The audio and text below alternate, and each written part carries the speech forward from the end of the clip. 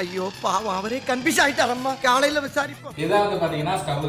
இப்போ வந்து ஆன் பண்ண போறேன். ஆன் பண்ணிட்டேன். 120 செகண்ட் இருக்கு. ஸ்டவ் தூக்கி வைக்க போறேன். வச்சுட்டேன். இதுல வந்து பாத்தீங்கன்னா எண்ணெய் இருக்கு.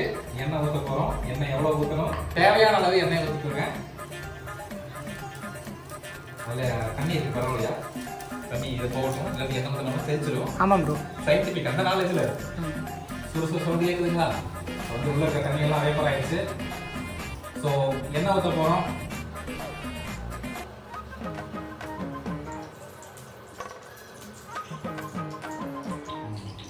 எண்ணெய் ஊற்றியாச்சு. எண்ணெய் கொஞ்சம் காயணும் மக்களே. ஸோ எண்ணெய் காஞ்சிக்கிட்டு இருக்கு.